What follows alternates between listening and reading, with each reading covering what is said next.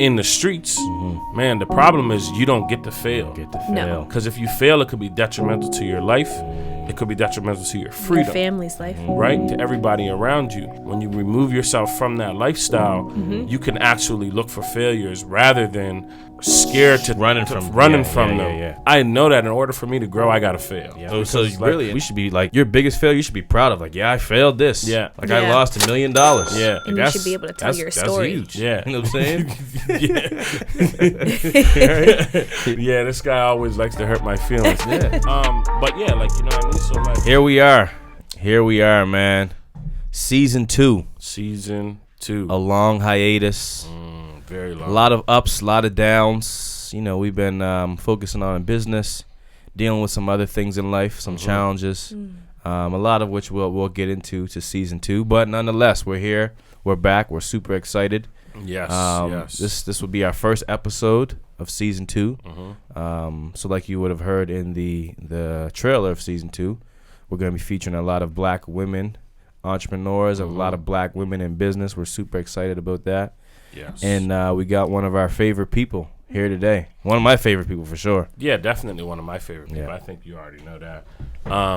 Thank you. Yeah, season no 2, man. I think it would have been, no better way to start it off with the lovely Miss Ashley Hill. Yes.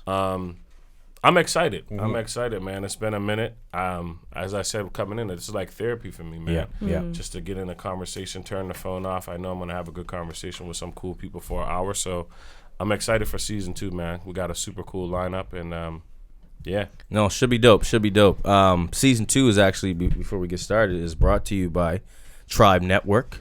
Shout out to good folks at Tribe. I actually had a little stint at Tribe. Yeah. Great people, and more specifically, the Black Startup Project. So super dope project for black entrepreneurs to get funding, coaching. Tribe's doing networking. Yeah. Network is huge. Tribe's doing some great things. So check out tribenetwork.ca. Super great people and really trying to make some change. So shout out to Tribe for sponsoring season 2. Shout out to Tribe Network and Tribe came through with the bag. Tribe came through with the bag, man. They brought us back to life. You know what I'm saying? They coming through with a lot of things for a lot of people. A lot of things for a lot of people. So check out Tribe. Shout out to Tribe and the good folks over at Tribe. So here we are with Ashley, entrepreneur, the founder of the Prep Academy. Prep Academy. Prep Academy. A great organization that does some great work. Someone that's been around in the corporate world, a lot of different places, a lot of different stints. And we're just excited to chat about that and kind of get to know your story a bit and share your story. Cool. What do you think about that? Yeah, no, I mean, I think, we talked about bringing in, some power black women, personal life. I think all the people that come on the show seems like I have a personal connection. You got to bring some of your friends, man. Yeah, I mean, what kind of happens, your friends kind of become my friends by default. It's like we have a lot of chat. So, like, he'll report back to me like a great conversation you guys had. Yeah. And now I feel like, that's why I say you're one of my favorite people, even though we're not like, we don't talk a lot. Right. But, I get a lot of reports from him. So Yeah. you became my favorite person by default. So, yeah, just when I think about like, power black women in Nova Scotia, like, it's not a short list. There is a really big list, but you're somewhere at the top. Yeah. Honestly, like working alongside with you. I've learned a lot from you along the way, and I think that you bring a lot to the table. So for me, I think, it's always about letting the world see, especially black Nova Scotians, like seeing other power people. Yeah. So, Yeah, top of the list. I'm excited to be here. Not a lot of people know my story or know that this, prep is brand new. We had our first year of programming, and so we're excited for what's to come. But I'm excited to break it down. Yeah. Nice. So, I mean, before we get started, maybe just give us a little breakdown of prep, what it is, what you guys do, all that good stuff. So the Prep Academy, we use the word prep as in preparation. And what we do is we work to inspire and prepare African Nova Scotian students for college and university. Nice. So what that looks like is, everything you wish you would have known going in. A lot of students don't have access to options or access to decisions. Yes. And so we work with students in high school and we take them through the series of, like, what is college? What are the benefits? What does it look like? What are you interested in doing? When you envision your life, what are you doing for work? And then making the dots of what type of education you need. And while we are, you know, we want students to get an education, because I think education is an amazing tool. Yeah.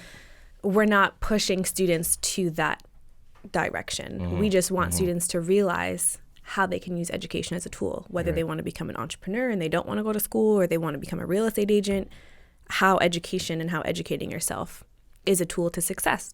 Sick. But we work with students in high school. We help them apply. We waive their application fees. We walk them through the process of preparing their scholarships, sending scholarship applications, a lot of information that we give to students around how to be successful in first year. And the cool thing is when you're in high school, you have your student support worker and your guidance counselor, and then you lose them when you go. They don't lose us. So we stick with them, and while they're in college, university, and until they graduate. Sweet. One of the biggest things that just stuck out there for me was like access to decisions. Yeah, that was a major one. Yeah, like that wasn't mine. I got that from someone. I heard that a couple weeks ago, and I'm I glad wrote you that kept down. that one in. Yeah, and was able to regurgitate that. Because a lot of times, like, you know, I don't even know what the choices are. Exactly. So I just choose nothing. Right. Right. So when you start putting decisions in front of me, I think it just makes it a little bit more realer. So yeah, that's and especially, you know, in the Black community. And which is why I really value the work that you do and feel it's such a great initiative, is because, you know, like you said, they have Black student support workers now in schools. But again, you're dealing with maybe 50, sometimes hundreds of kids, right? And that gets cut off after school. It does. And it's limited to what you can do as, you know, one person on a day-to-day basis, right? But I think a lot of times we don't see, or in the past, we haven't seen, you know, the numbers of our youth, of our students going off to university or having success in university. Right. And it's all those challenges, the access decisions. Well, what am I going to take? No one in my family ever went to school before. Right. What school how do I apply? No one ever applied before. Right. All these things that exist, these challenges, these barriers, and choosing something like university is huge. So huge often step. It's like, well, we can swear in here. Fuck it. I'm not going to go. Right. You know what I'm saying? Like, this guy, all these. we got to break it down. Yeah, no, let's start. We got to get right to it. Honestly, the kids curse around us, so that's fine. You know what I'm saying? Right? But to have someone like that one you can connect to on an emotional level, and you guys do a lot of, but to really help guide those decisions. And okay, now once you get to university, well, here's some tools for success to survive that first year, right? Because it would be great to see some stats around how many, you know, Black students drop out their first year. I mean, for sure. We got a lot of personal experience. We see guys go away for ball or whatever the case is. They have one semester and they're like, yeah, I'm not doing this. Right. So. Or they graduate and they still don't have a career. Yeah. They're there to play. Definitely. Yeah, I think, you know, I live in the world of, like, you know, always solving problems and challenges. And I love when I see a challenge that exists that I would have no skills at being able to solve, and then someone just pops up and starts and goes and solves it. Like, it's like, oh, yeah. Like, and sometimes I don't even realize, like, the angle, you know what I mean? So, like, the angle that prep is taking is just super cool and super dope. Yeah. So no, we're excited to break that down.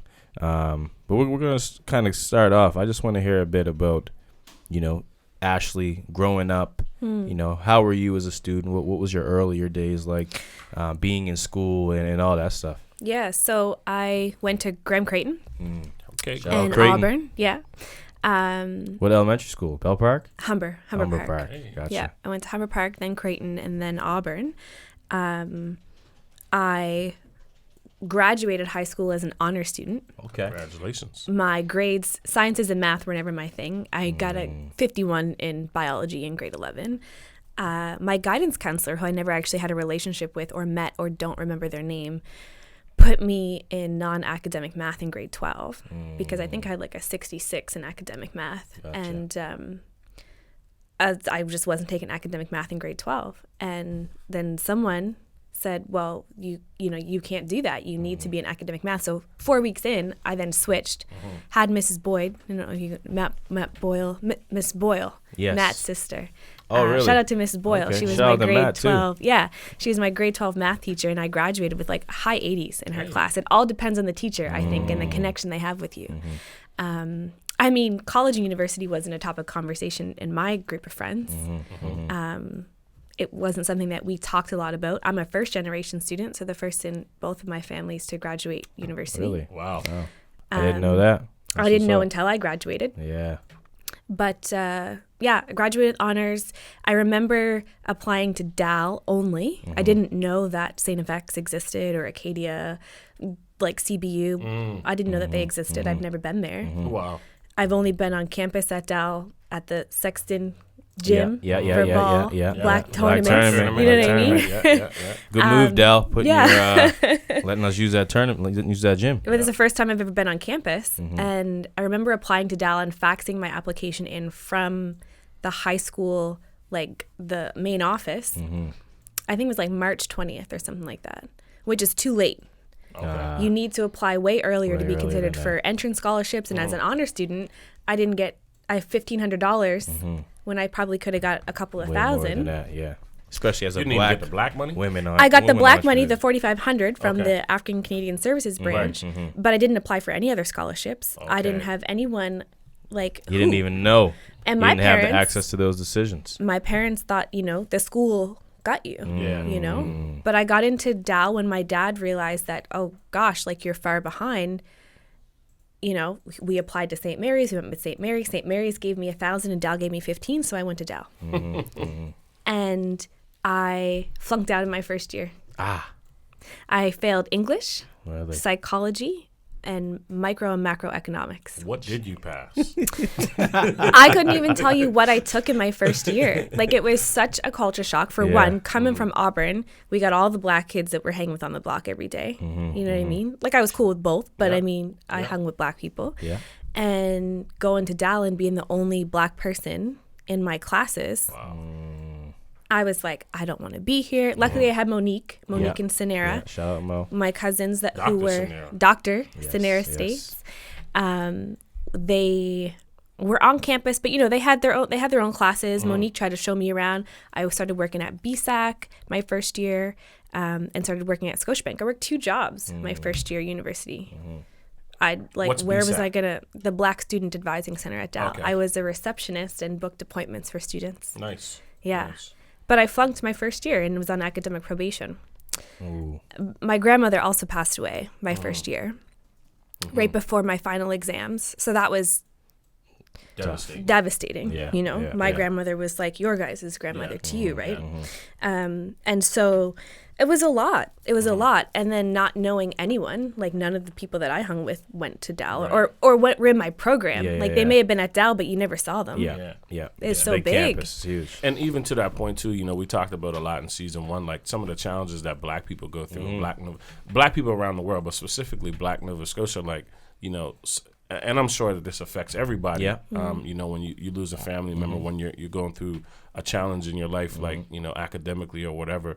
But I think in the black community, like we're so connected that a lot of times those deaths they compound on us. Yeah. Oh, Right? gosh. Like Time after time again. after time again. Right. So like that has a major impact. I just And wanted to like you Major. said, anyone in university going, your family member dies, it's gonna impact you. But for us, that compounding effect, like you said, but then also there's challenges that white students just didn't go through. Their parents have been to university. Right. They were prepared a little bit more. They were prepped a little bit better. And they have more Yeah. people. that They can had relate friends to there. They that had look like them. people. Right. They had 10 of their classmates from Citadel that are in their same program as well. Here's a black girl from Auburn. She maybe knows 2 people on the whole campus of thousands. There's no one in her classes. It's a tough challenge that exists. It was. And I think of white students and who they have around them to look up to, or what positions are those people in, Yeah. right? So when you look at us and our parents and my parents had great jobs. Yeah. They had great pensions, but that's what they hung on to, is they stuck in those positions, It was, which is kind of why I created Prep and wanted to make sure that students see us in positions of positive influence. We're showing up, we got Kazin on the team. She just graduated. Shout out to Kazin. She just graduated. But for our students to see her walk across the stage, like that's what they're. It makes it real. Like you're not just telling me something. You know, your story would have been a little bit further, like not far ago, but like it would have been something they never seen. But like every day they're working with Kazin. Yeah. And then she's like, I'm working with you, but I'm in school too, so I'm not just talking it. I'm walking it. Exactly. So that's super dope for sure. Yeah. So I flunked out. The dean gave me a letter that I had to take a year off and figure out what I wanted to do and then come back. But I'm like, well, how do I do that? What do I do? Yeah. What happens there? Luckily, my dad knew Curtis Coward. Coach. Shout out Coach Curtis. And his wife Quinta worked on campus. Okay. And I've never met her. I didn't know what she looked like, but she was an academic advisor. Gotcha. Like coincidental. So I booked an appointment with her. She walked me through, like, you have to write a letter basically explaining what's been going on in your life and submit it and try to get back in. So she walked me through that process and I got back in. Nice. So I didn't take any time off. Gotcha. But I had to do 4.5 years. So I did a summer classes. You got that big warning. Yeah. Right. I was on probation. I graduated just coming off of academic probation. Wow. But shout out to Quinta, because if it wasn't for her, I don't know what I would have done. Right. And that's the thing is, like, students, like, how do you navigate stuff that you've never been before, been through? And if it wasn't for that coincidence of having someone there that you just happen to know, you wouldn't even knew to go to that academic advisor, that person, right? And, you know, you're lucky in that case. Many others don't have that same luck. Yeah, that's kind of what I was going to say. Like, without the coincidence, like, you may not have made it. Right. And, you know, for everything I'm hearing about your story, it kind of makes sense why prep exists. You know what I mean? Like, it's just like, you know, here was my problem. Here was the challenges. I happen to have a couple coincidences that made sense for me. But if I wouldn't have, who knows where I would be, right? And so I think manufacturing coincidences, if that makes sense. And that's business. That's problem solving. Yeah. Right. I went through the problem. Okay. There's a problem that exists. I don't want to see this problem exist, or I can make money off this problem, or whatever the cause is to solve that problem, and let's create something to solve that problem. And something that really stands out to me also is, like, you know, I think of you as a pretty smart person. I mean, you graduated high school with honors. For you to go to school and flunk out in your first year, look at the other numbers. Yeah, like, you like, give me a number. How many friends, you know, in high school did you have that were black? Just throw a number out there. I know it. Like, you went to Auburn. How many were in your graduating class? I'll say 25. Okay. 25. I graduated with, like, Devontae, Damien, Omar, Jazz, like, all them guys. So here you are, 25 black students just at your high school. At that year, probably at Coal Harbor High, probably was another 30. What, Citadel existed? Like Mara and them guys? No. They didn't exist yet. St. Pat's. Okay, well, those schools. So, like, let's call it, there's 200 black students in HRM at that time. You're at Dalhousie University. You're the only black student in all of your classes. You know, like, maybe there were 5 of you that were freshmen at the same time, but it's like, you know, I almost lost my point. I'm gonna swing it back. I don't know. We'll clean it up. You were saying, show me a number. Right. Okay. Yeah. So yeah, like, you know, you got 200 black students, basically probably that graduated, and you're the only one in your class. The other 199, or let's call it 195. They didn't have those coincidences. Right. You know what I mean? Like, and you were pretty high. Like, you graduated with honors. Like, not a lot of them probably graduated with honors.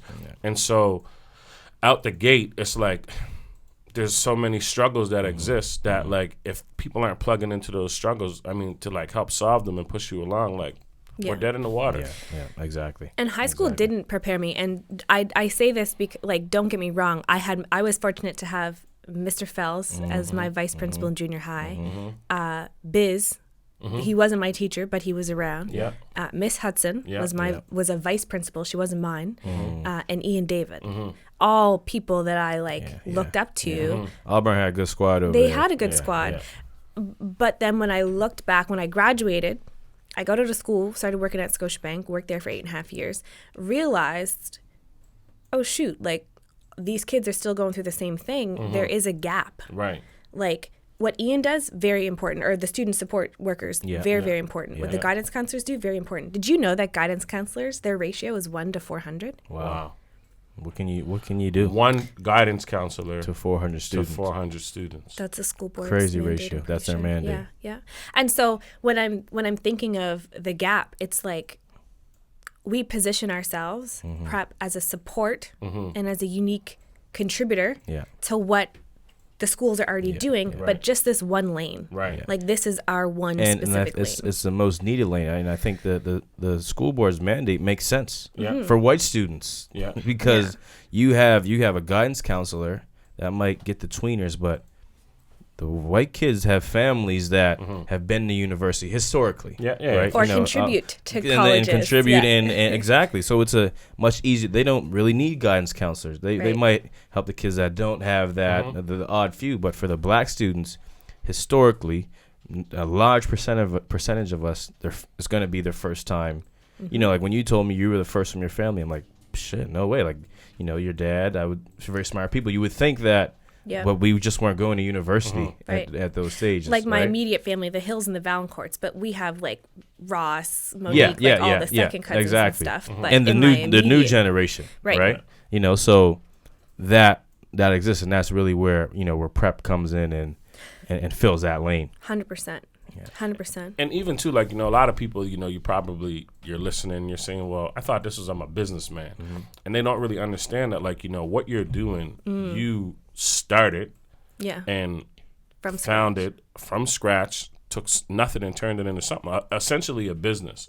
And I think it's really important for people to understand that, like, not every business is, the type that you market on social media and, you're selling a unit or whatever the case may be. Like some businesses, they operate the exact same way as other businesses. They just have a different outcome. Yeah, for sure. Right. Yeah. And like, shout out to Matt. But I always think like the customer. Who is the customer? But yeah, so like you operate a business.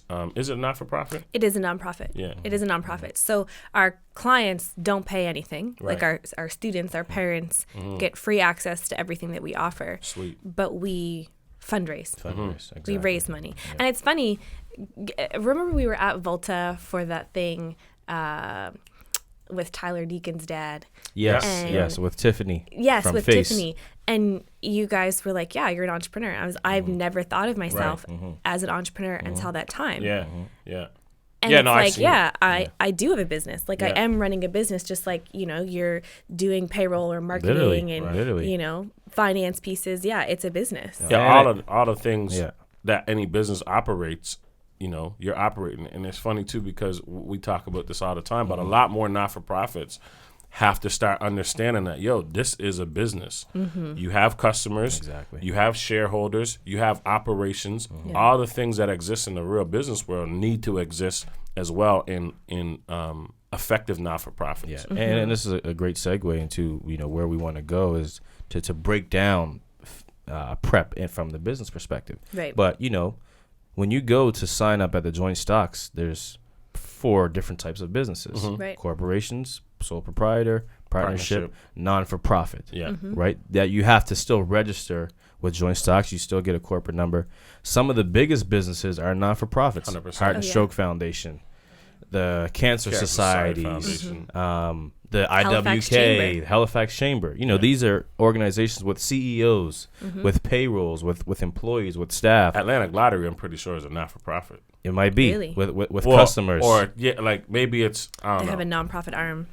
Yeah, maybe we'll cut that. Yeah, we'll Cut get that back to check. that. Connor. But Connor. But yeah, a non-for-profit is a business, and the cool thing about entrepreneurship is, like we said, you had a problem, you were able to solve this problem, and create something.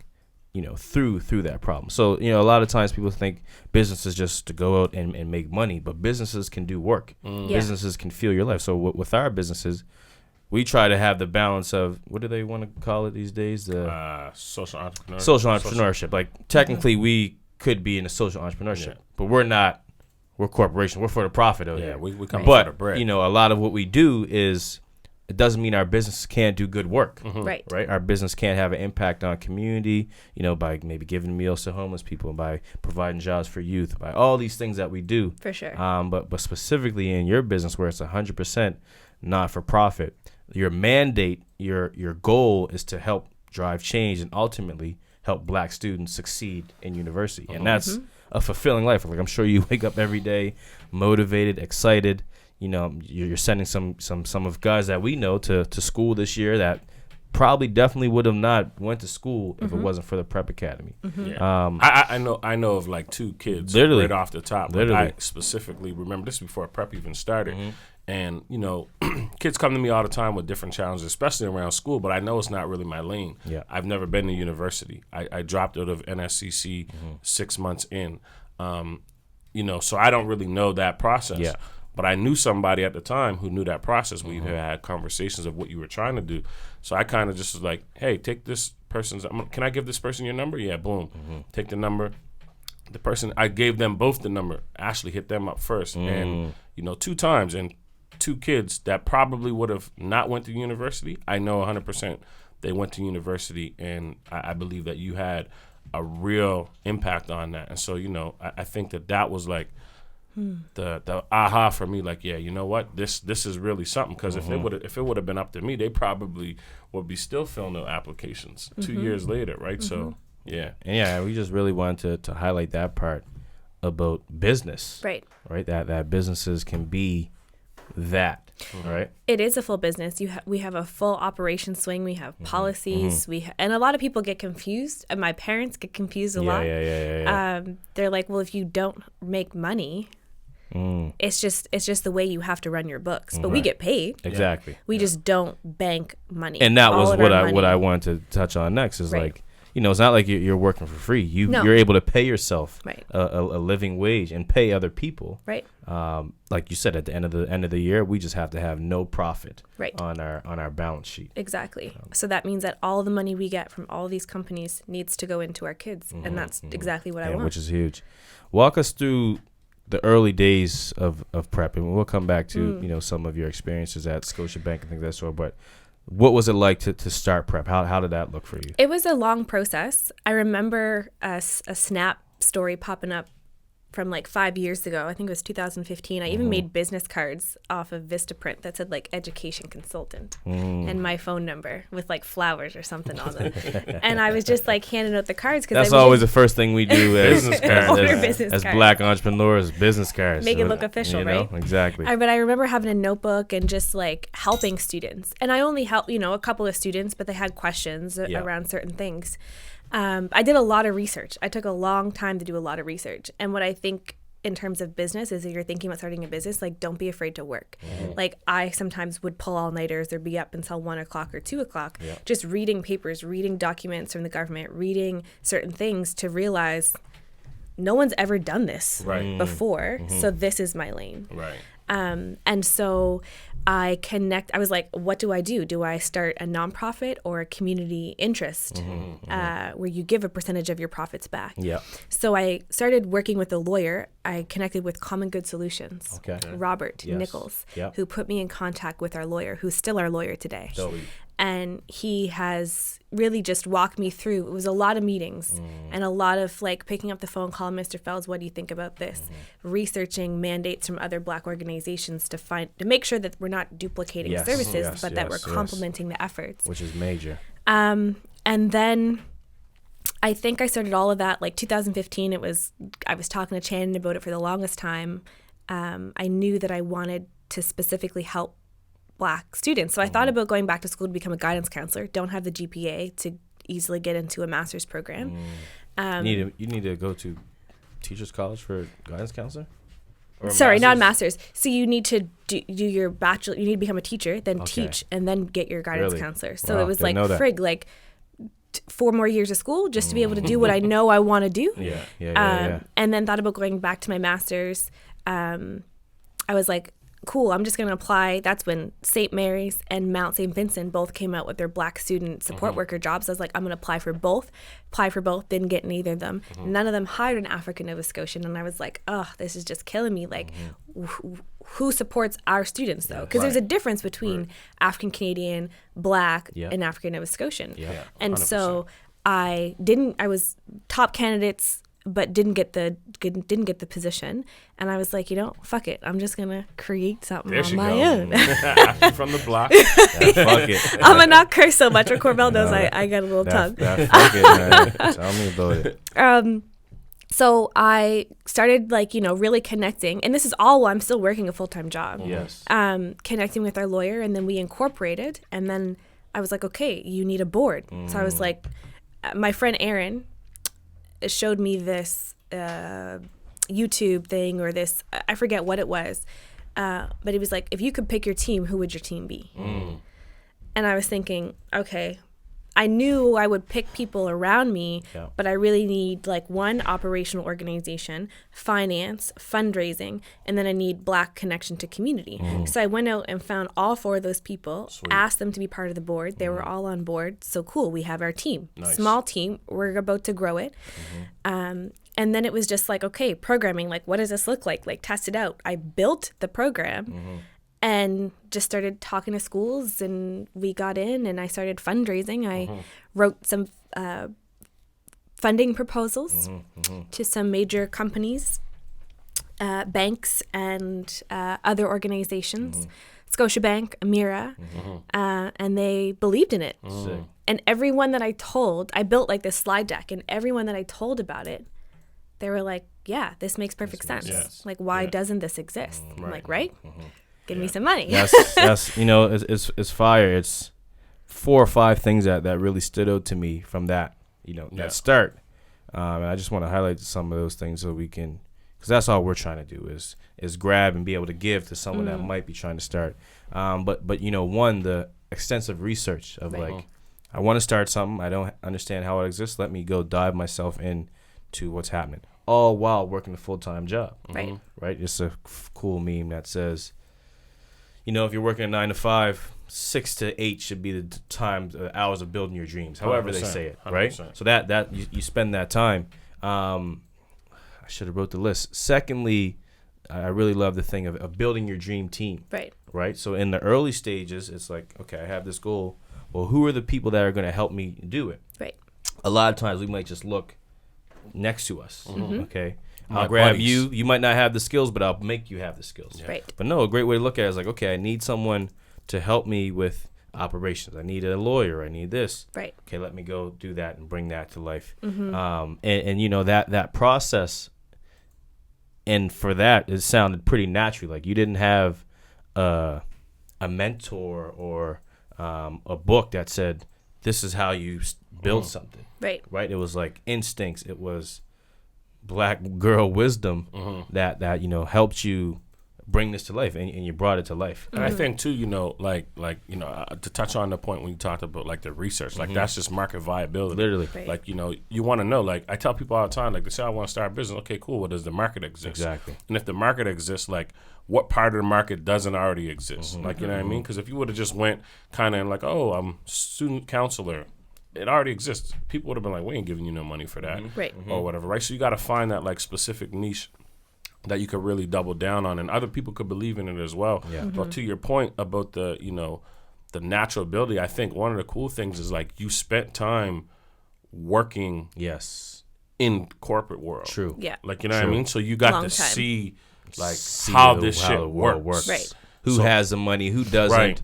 How businesses the operate. Functionality of a business. So now when I'm about to go start my own, I already kind of know the pieces that exist, right? And so one of the things too, again, when I talk to people, and everyone wants to quit their job. No one wants to work for nobody. But man, you can't just, unless you got the bank to fail, man, you better go work for somebody and look at all of their failures, look at their successes, and then you kind of cheat the game and you skip the line, and then boom. Now when I'm ready to go, I already kind of know a whole lot trust me, I know you probably found out a whole lot, like shit that you didn't know when you start peeling the curtain back. It's like, oh shit, really? What am I doing? You Still learning, right? You know what I mean? But like when you coming in with like, I already know a lot because I've seen what that looks like, and that's huge. And you know, to just double down on that, like you said, it's not always financially. Like a lot of people, I want to get out of school and just start a business, or I just want to start a business. But I'm sure that the you were at Scotiabank for 8 years, correct? 8.5. 8.5 years. The information, the knowledge that you got, like I said, it was natural, but that was a part of your learning, being there and seeing that. So I'm just curious, you know, about that time of your life. It was a lot of soft skills too. Like I was able to speak to people. So I started off at the call center, worked there for 3.5 years. Then I got into a customer service supervisor, work in the tellers, in charge of the tellers. Never worked in a branch before and was supposed to go in and was in charge of all the money in the tellers. Learned that. Then I became a manager of customer service, and then I became an assistant branch manager. And you learn how to talk to different people. You learn, I was responsible for risk management of the branch, so all the money, all the organizational skills. But you learn how to show up in professional spaces.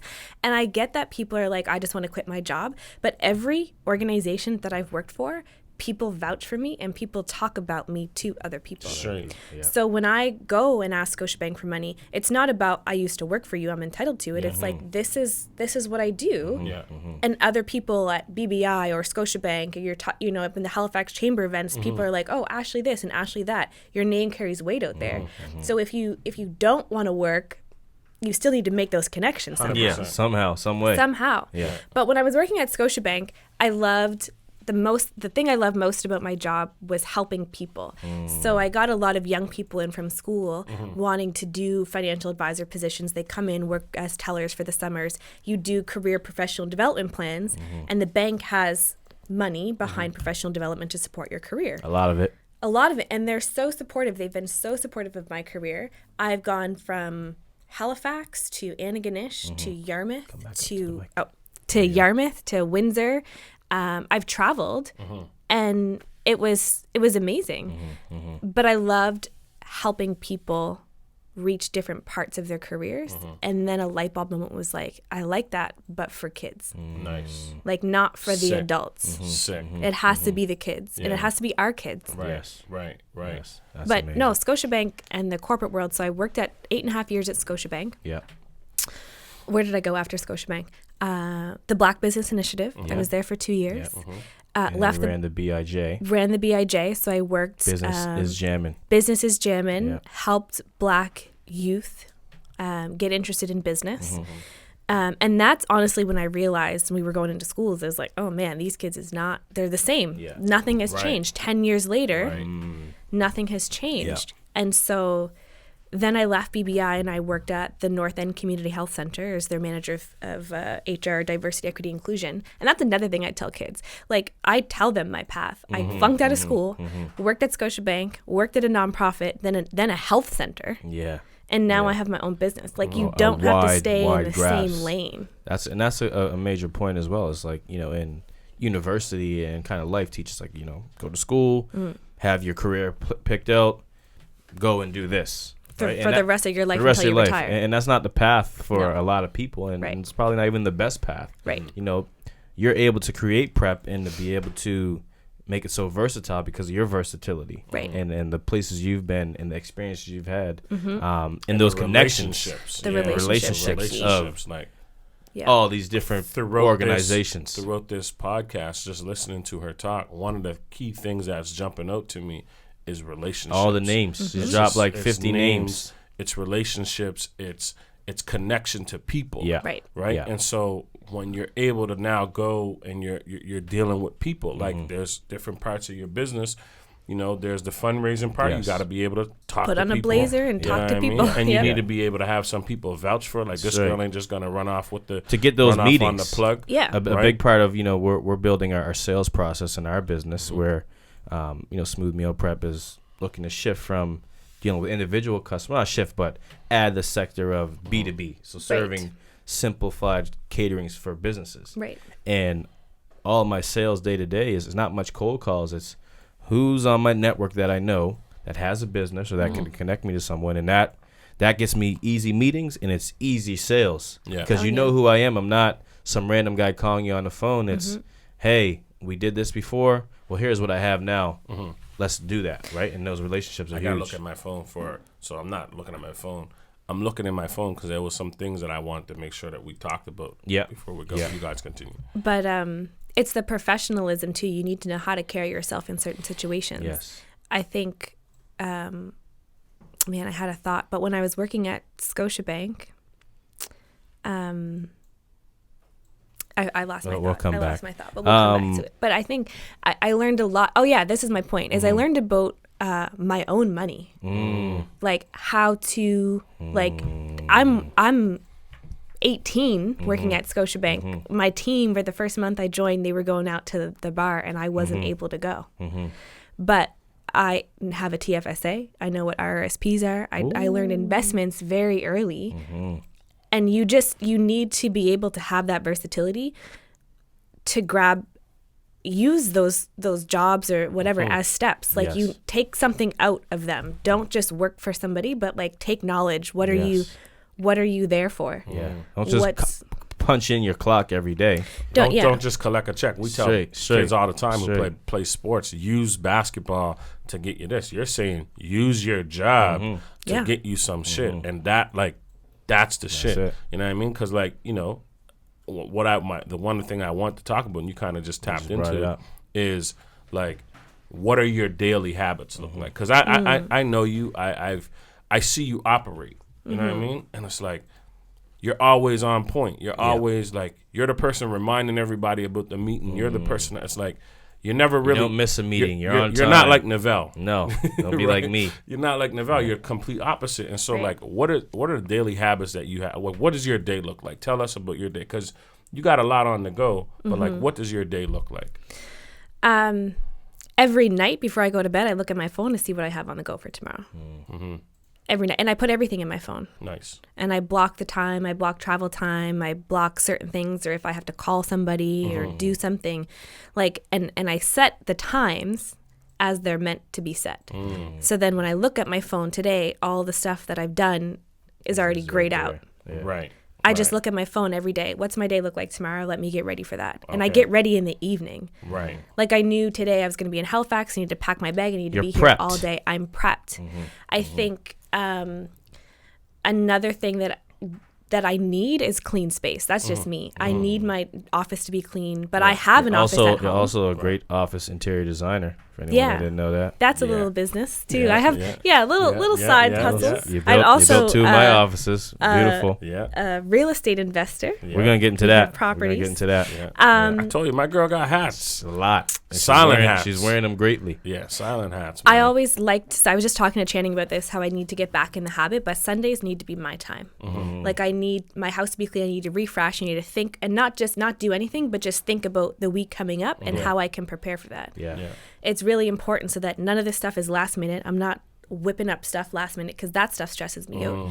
But if I can plan ahead, and then I always have times for prep, dates in my calendar that are blocked for, this is the half a day for finances. Like, you need to do your finances at this point. That you need to do this at this point. Using my calendar. Calendar is king. Is king. Calendar is king. Every successful person we talk to, great person we talk to, and even just people you see, their calendar is the king. They live their life from the calendar. How do you develop the discipline, though, to stick to it? Yeah, it's not always perfect, to be honest. But I think, so when I quit my job, my friend Erin said, you need to develop disciplined habits before you do that, because when you have free time, you're going to want to wake up, grab a coffee, go for a walk. You're going to have, you're your own woman. You can have all kinds of time to do everything. Do the most. But you really need to get in the frame of I'm still at work. This is my time. This is my work now. This is my work. Even more important I'm work. responsible for it. Yeah. And another thing that I like to do is I like to leverage technology to make my life easier. If people want to meet with me, in the bottom of my email signature, I have a link that here you can click and look at my calendar and block yourself in, rather than going back and forth of times and booking meetings and all this stuff. That takes a lot of time. And then I like to check my emails every day before I start work. So my emails normally start at 8. and then I start work at 9. Okay. My emails are a little piled up right now, but again, you carve out time, look at my calendar. What am I doing this week? And Ross also gave me a good tip. When I used this when I was first launching my business and doing research, and he put something on Twitter. You know, I'm always looking at Ross's Twitter. We all are. He said something about productivity or accountability and set one evening aside for yourself. So I think he said Thursday, so I picked Thursday. And then from Thursday, I would finish work at 5. I'd come home, I'd eat, and I'd put myself into a space where I'd work from like 6 until 9 on research or prep stuff or anything, so that I'm still moving the dial. Right. Sick. Amazing productivity. And, you know, something that stands out to me is, you made a good point, being an entrepreneur, you own your own time. You do. Right? It's So hard. Corvell said it, you know, you're the opposite of me. My skill set isn't, Right. I try to implement the discipline, but I'm like, oh, I got to do that. Let's go do it.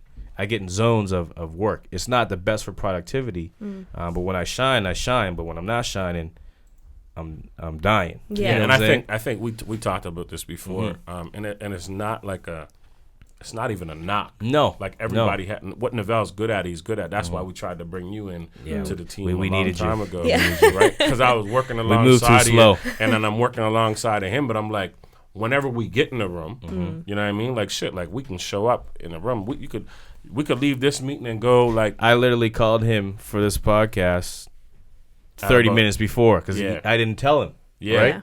So he shows up. Because you don't look in your calendar. 'Cause You I don't- always He don't say, look in his when's the calendar, meeting? Send right? me the link. So What's he shows the up address? 30 minutes before, but when we get here, We sent it.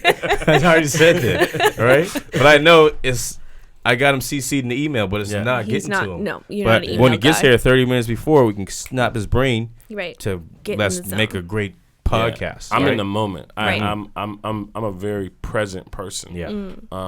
You know, I've learned that over the years that's what it is, like the power of a moment. So I live in the moments.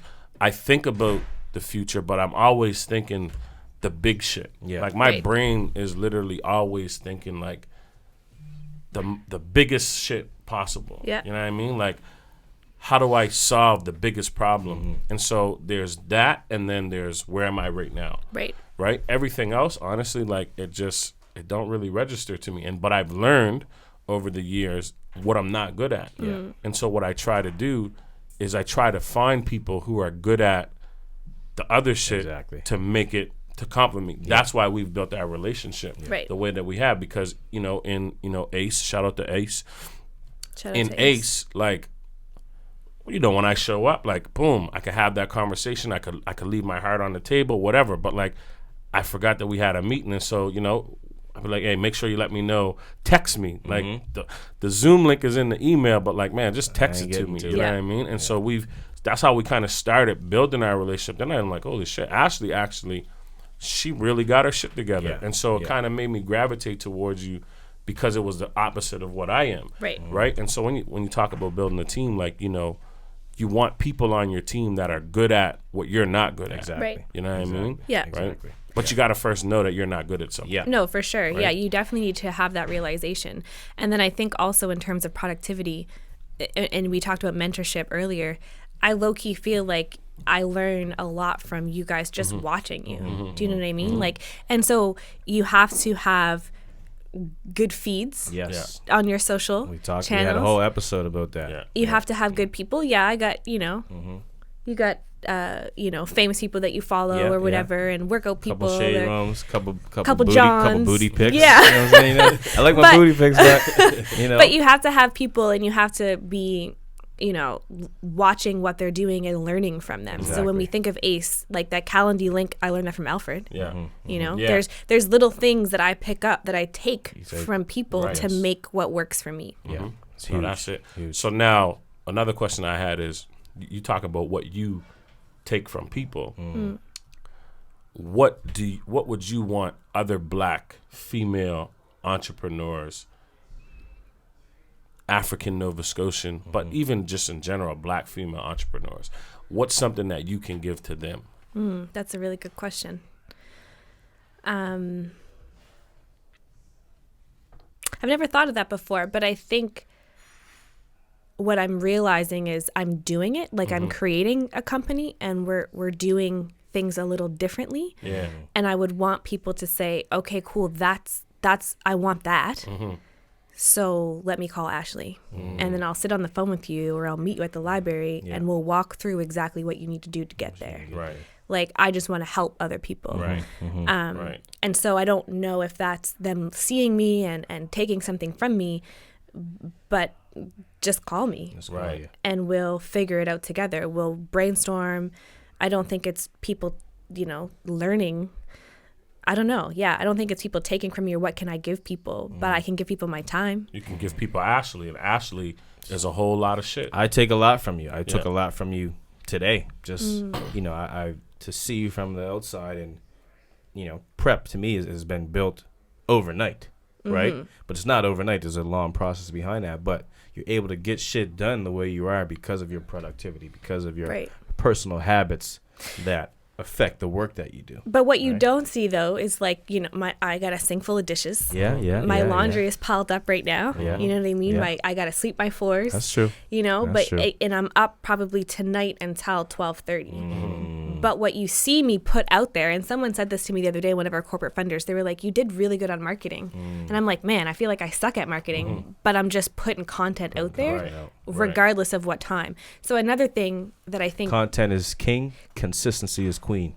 Ooh, I like that. I think I got that from Ross. I was going to say, that sounds like Ross. Actually, no, it wasn't, but it was on Twitter. But yeah, man, I seen that the other day. I'm like, that's it. Content is king, consistency is queen. Put them on the throne. Leveraging technology to do things for you, like Buffer. I've learned that from Ross.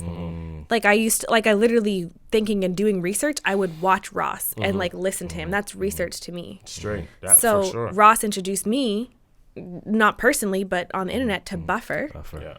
So now I use Buffer. Right. You said that 3 times, leveraging technology.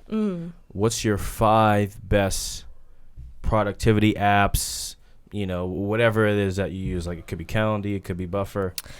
Give it to us right now. Yeah, I would say Calendly, Buffer. What's Buffer? Buffer is we have our Facebook, Instagram, and LinkedIn all tapped in. So you don't have to go.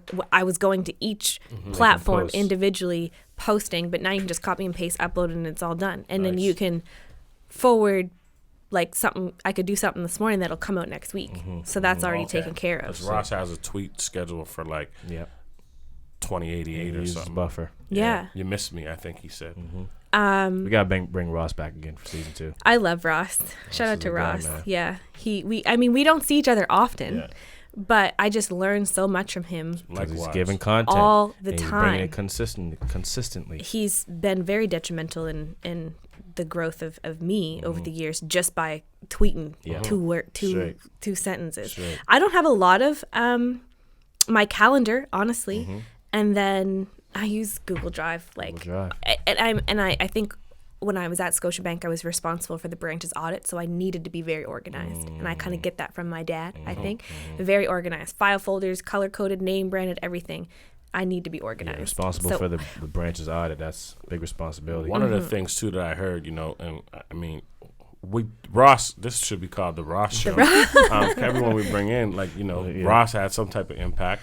But one of the things he taught me was like, figure out your hour, what you're worth, your hour, and then anything that you can pay somebody to do that's cheaper than what your hour is worth, just pay them. So I mean, the dishes, the laundry, 100%. All that shit. Like, man, you could. Unless you enjoy that stuff. Yeah. Which I don't know. No, I told Chan when we have kids, we definitely hire and help. Like, I'm not laundry, dishes, lunches. Your time's much better served sending kids to university. For sure. Than clean your dishes. Everything else gets sidetracked.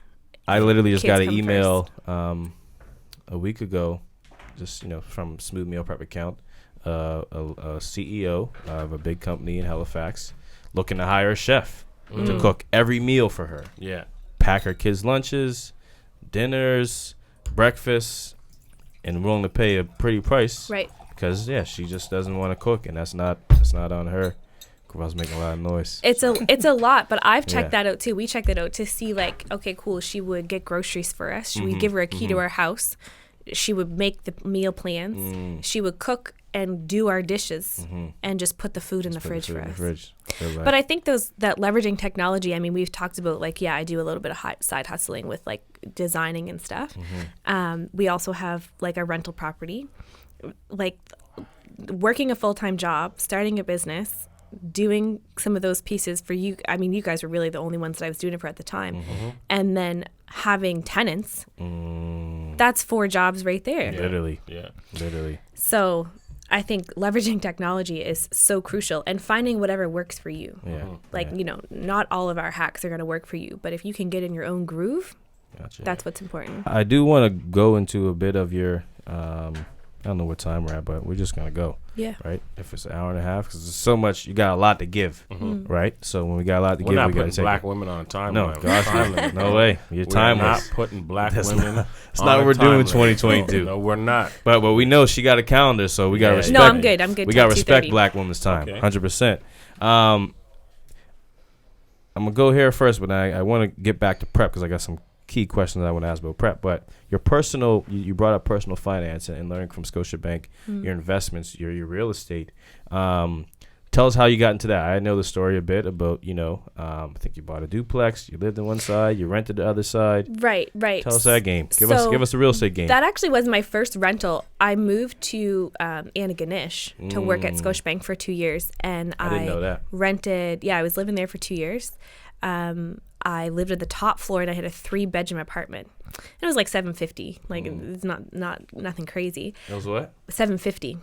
3-bedroom apartment. $750. I was renting. Oh, you were renting. $750 per month. Okay, We had a nice living room, laundry inside, parking. It was nice. It was further away from campus, though, so I wasn't on campus. And then I just put an ad up to rent to 2 girls. So I was making $500 off them each, which paid for the rent and the utilities. Yeah. So I was living for free. So it was she was 3-bedroom apartment.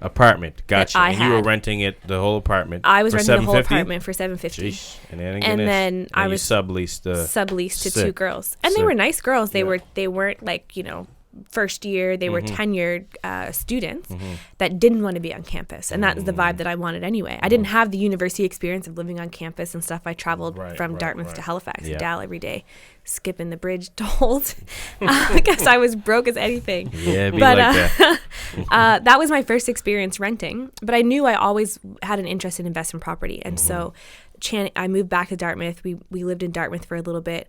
Lived with my dad for 6 months rent free, which was nice. And then we wanted to buy a house, and we were working with a real estate agent. Duplex was the vibe.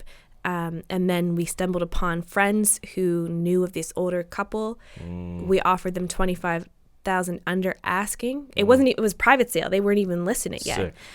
We were like, leave it as is, we'll take it. Yeah. And they sold it to us. And then we fixed it up, renovated it a little bit. It was in good condition. We live in one side and rent the other. So we don't pay a mortgage. Once again, relationships. Yeah. We knew some friends who knew this older couple who were selling their house. Right. They weren't even looking to sell yet, were they? They were getting up there in age. They were thinking about selling in like 6 months to a year, but they fell in love with us and how much I love the property and my personality. They were like, oh, we want you guys to have it. We want it to be your house.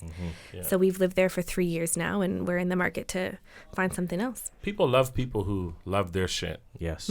I find that, like, realtors, the really good ones, like, let you know that, like, the more you let the buyers know that you love this, and it ain't always about the dollars. It's just like, do you genuinely do you love what we've loved for 25, 50 years? Do you love this place? People think about that. Yeah. Me, I kind of like, I ain't really, once I'm done with it, I'm done with it. But I think that that's a really important piece, just sidebar. It is. And luckily, my experience working at the bank, I knew how mortgages worked. I've dealt mortgages before. I've made those deals. So I was very knowledgeable about like the refinancing structure, the buy and hold structure. It was new for Channing and I, but we went through a few webinars and information sessions. And it's like with the housing market tripled in value. Yeah. you just have to know.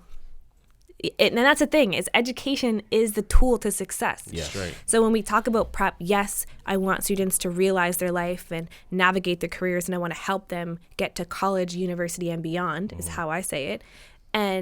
But even if you want to become a real estate agent, or if you're thinking school cosmetology in school, maybe not for you, but like if you want to own a business, who's going to run your books? What's your, I don't know all the terms like market share or whatever, you got to learn that stuff. Yeah, exactly. You got to learn that stuff, or at least know that you're responsible for it and hire somebody. And know to that do it that. exists and have enough knowledge, the terms to say, okay, when the lawyer, whoever's speaking this to you, it's not foreign language. Yeah. Right. Well, we talked about it before.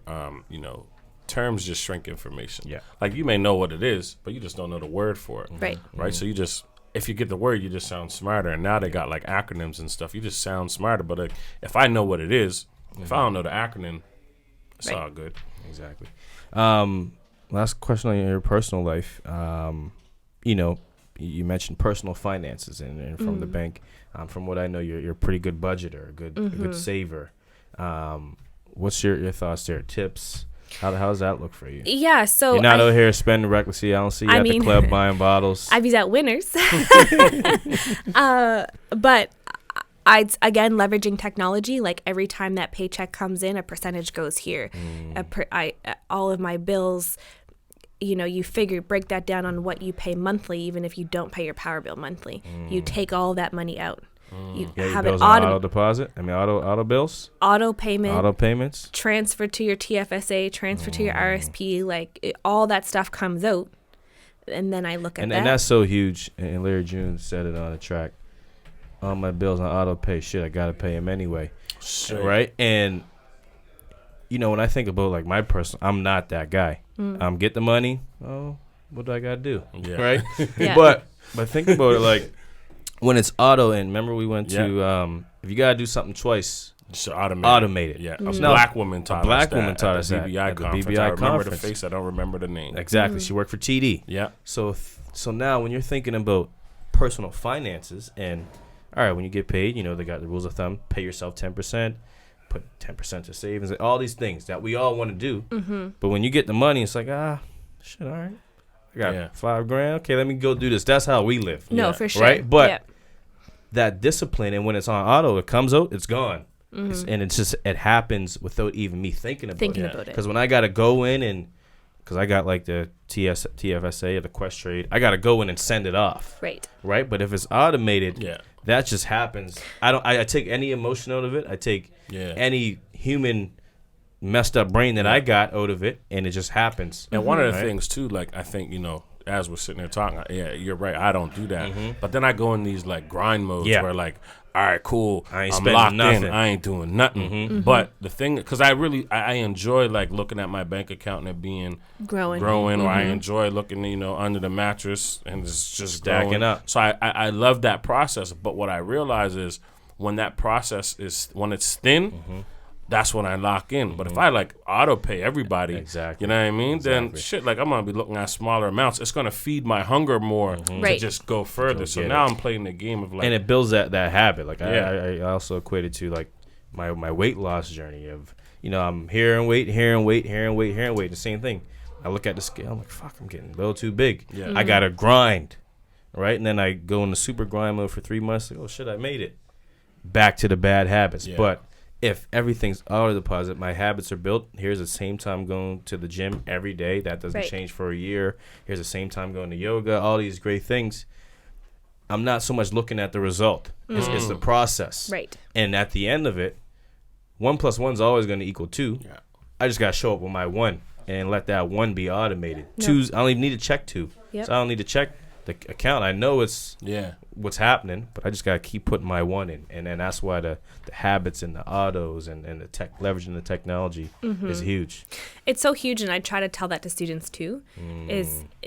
You really have to get important when you're talking about credit cards or student loans and payments and all of that kind of stuff, and understand what a cash advance is and how much interest you're charged on that versus a transaction, and like how much interest you'd be paying per month. So we take students through financial literacy too. It doesn't really resonate because, you know, they're all like, okay, I got money, let me go get my nails done, or let me go buy a new pair of shoes, or you know, and they don't have income coming in on a steady basis in the volume that we do. But I think auto pay, you pay the fee for the bank account anyway. You pay the $15 a month. You might as well use all the services that they have available. I've been getting mad at my bank, like they charging too much for me. What the hell you doing? Just to hold my money. What am I doing? But they got shit that we're not using. But we ain't utilizing the knife, right? So. Kind of way left field. 2 questions. Answer them separately. Your biggest success to date and your biggest failure to date. That's a good one. Yeah.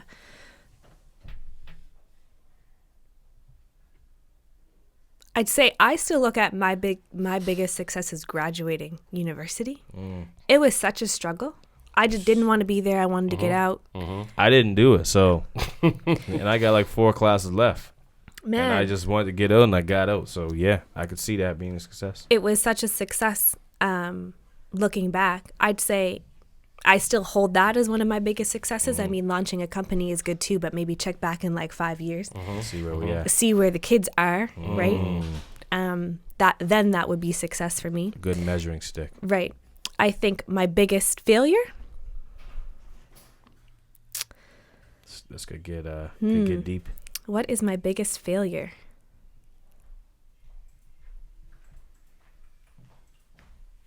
Crickets. I know. I'm trying to think. But we can edit that. I think my biggest failure, man, I don't know. That's a good question. I think not taking control of my money sooner. You know, my stepdad has always said every birthday he's always said, save your money, save your money, save your money. I spent so much, just getting the money and it's gone. And thinking back, hindsight is how much money I could have had now.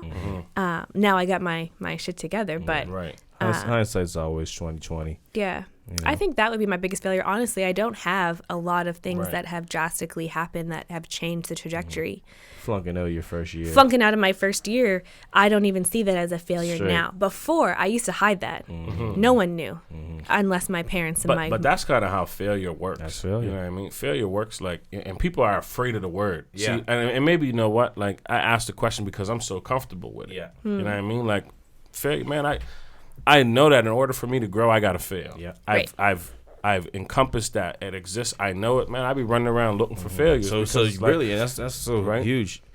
We should be like, your biggest failure. You should be proud of. Like, I failed this. Yeah, like I lost $1 million. Yeah, and you should be able to tell your story. That's huge. Yeah, you know what I'm saying? You know. Yeah, this guy always likes to hurt my feelings. But yeah, like, you know what I mean. So like, you know, when you I'm out here chasing them because I know once I touch that stove, I don't have to touch it again. You know, it's crazy because I'm having this conversation about lots going on in my other brain. You know, but when I talk to these kids, you hear that? When I talk to these kids all the time about, like, you know what, like, in the streets, man, the problem is you don't get to fail. You don't get to fail. Because if you fail, it could be detrimental to your life. It could be detrimental to your freedom. Your family's life. Right? To your family's life, to everybody around you. And so I think that's been one of the, like, coolest successes for me, is the fact that, like, when you remove yourself from that lifestyle, you can actually look for failures rather than scared to running from them. Yeah. You know what I mean? Like, sprinting from them, right? So, like, for me, like, failing in this world is amazing. Like, where they at? Where the failures at? Like, show me where the failure party is at. You can stay dangerous over here. Right, because I can I know I'm going to learn from it. Yeah. You know, so I guess that for me is why it's like, you know, I'm always like, like, you know, I want to know, like, man, well, how did you get to that? Like, what led you to this? Because I know usually somewhere along the line you stumbled, right? So, right. Kids are so afraid to fail. Yeah. They are. I was so terrified to come home and tell my father that I had to leave. I was asked to leave school. He was so furious, you know, but now looking back, you're right. bring on the failures. It's not too bad if you don't do okay, because you learn from it. And as long as you have the resilience and the ability to tell yourself to pick your shoes up, you're gonna get back up. Well, I think Denzel said in a speech one time, "Fall down 7 times, get up 8." Get up 8.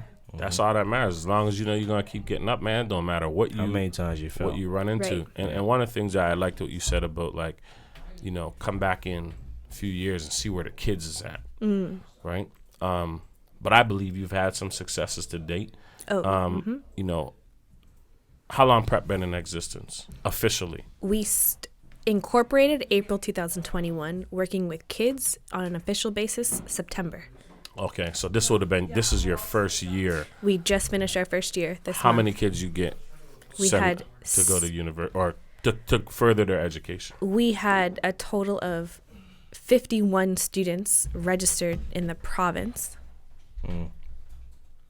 I'd say 75% of them are going to college, university. So that's like 40 students. Yeah.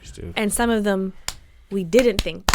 Cue the applause. And kudos to the kids. Round of applause for the youth, sure, the students, because they really worked their asses off.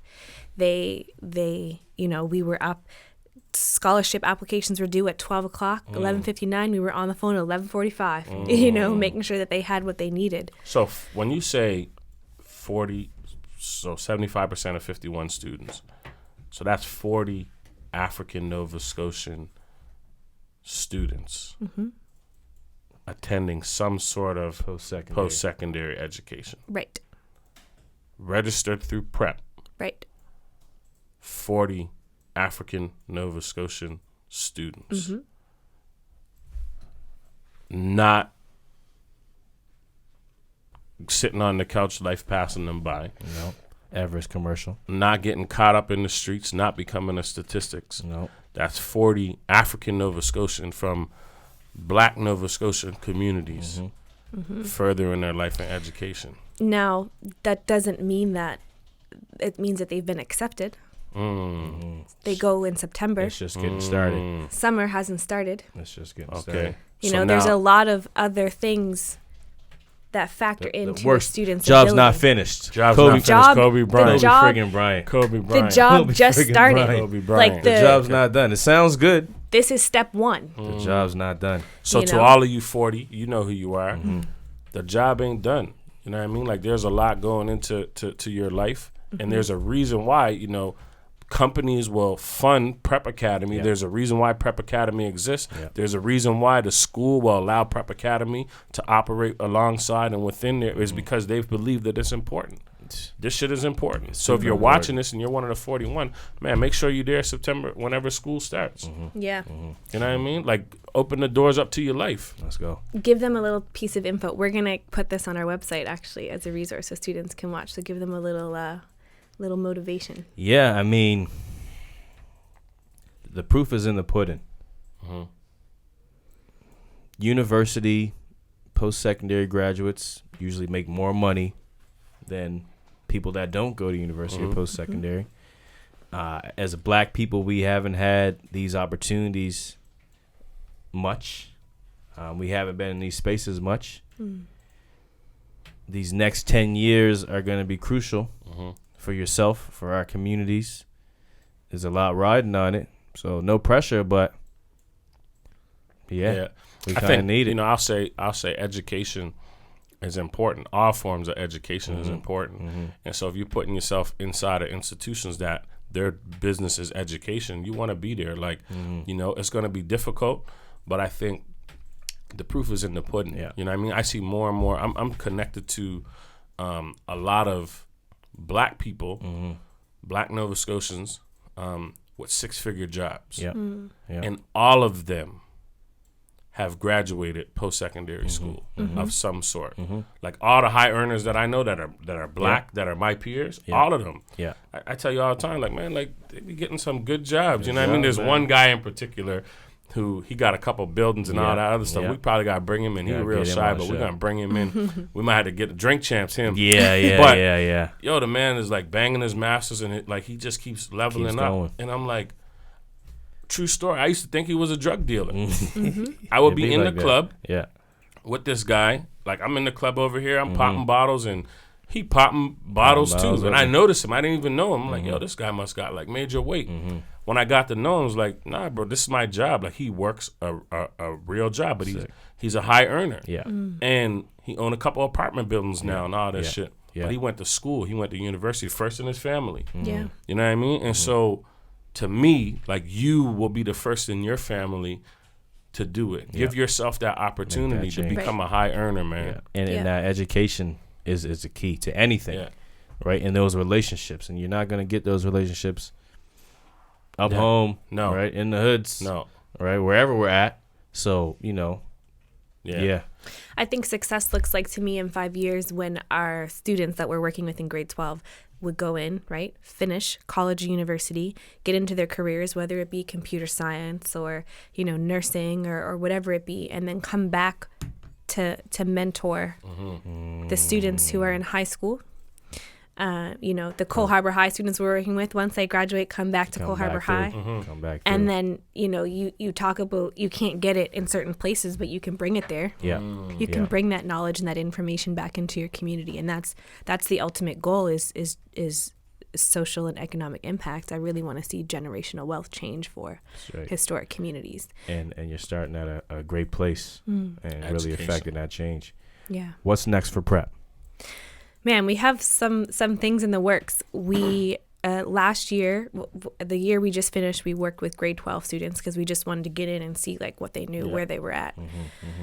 And unfortunately, for a lot of them, the concepts of college and university were just being introduced by us for the first time.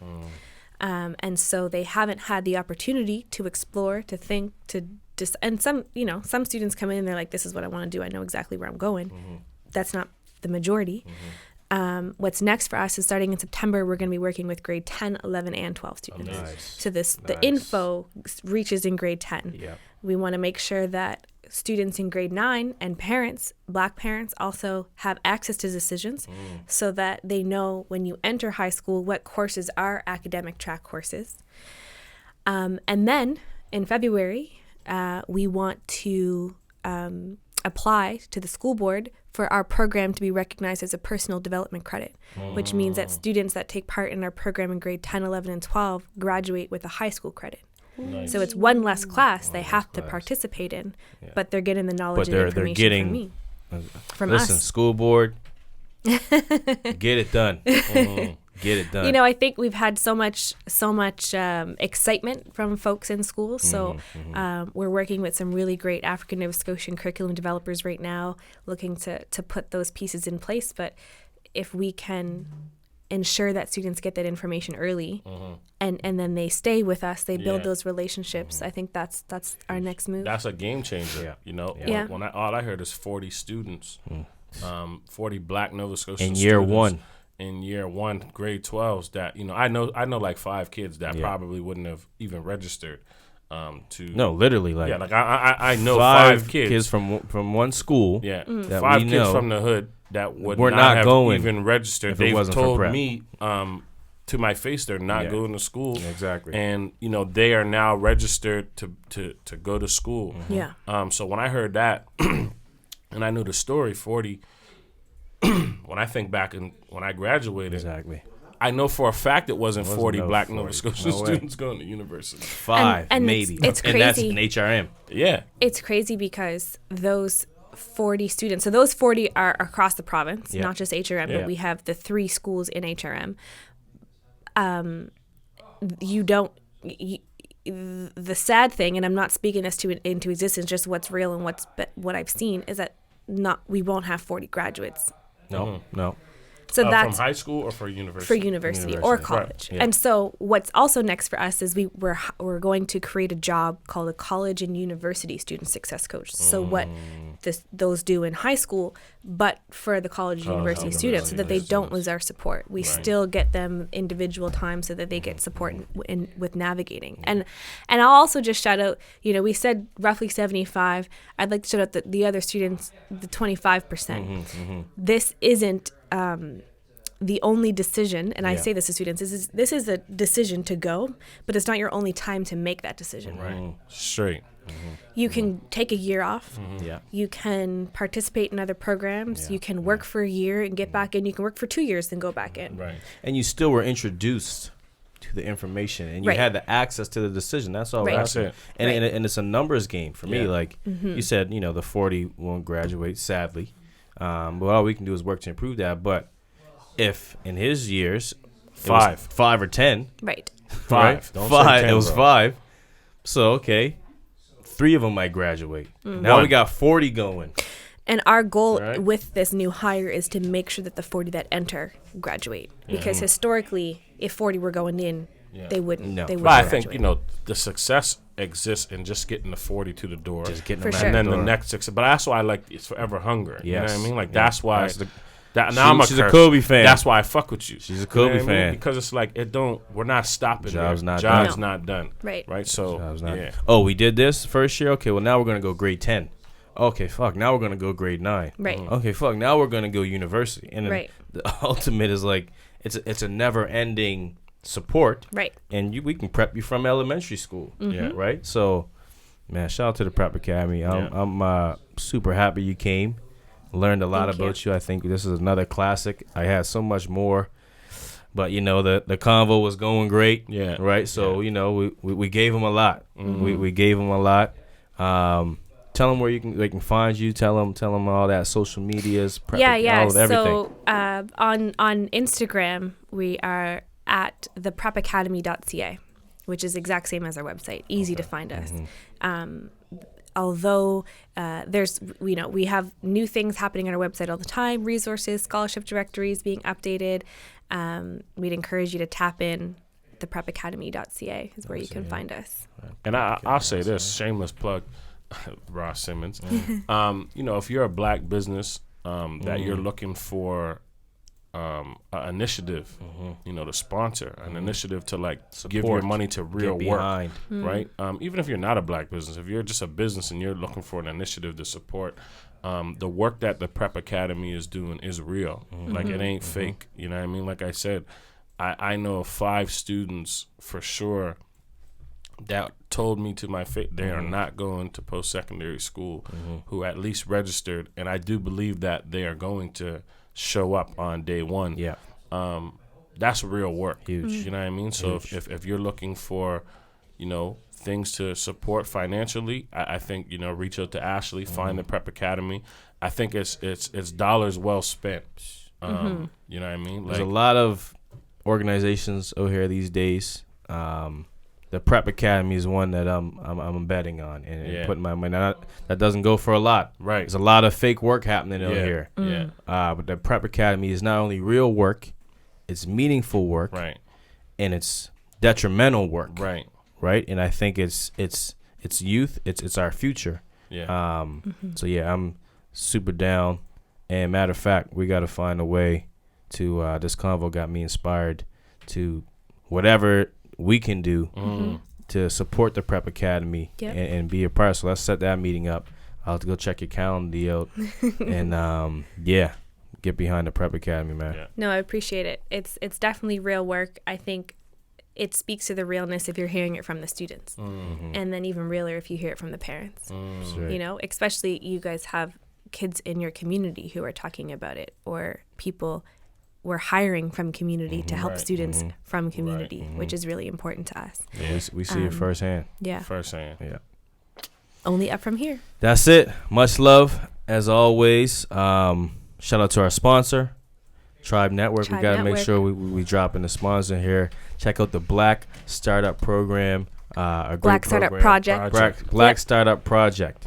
That is a program to really help you and your business grow, scale, a lot of things, access to funding. But thanks to Ashley again. This was a great show, an exciting one. And as always, you can find me at VelSmooth on Instagram. CB Valley, Instagram. CB Valley, Instagram. Yeah. CB Valley. You can find me NS_Provo on Twitter, Nevell Provo on LinkedIn, all those good places. Every Monday you can tune in. We'll be here, same time. I think so, around 6 o'clock or something. No, we drop in the morning. a.m. So you can listen to us on your way to work Nice. on that Monday morning. But the Businessman Podcast Season 2, we're back. We got some more exciting black female entrepreneurs, black women entrepreneurs. The business women. Exactly. The business woman. We got to put a little spin on that. Woman Season 2 is. We got a lot coming this season 2, man. A lot man. of game. We're excited to be back. And as always, keep getting to the bag. Get to the bag.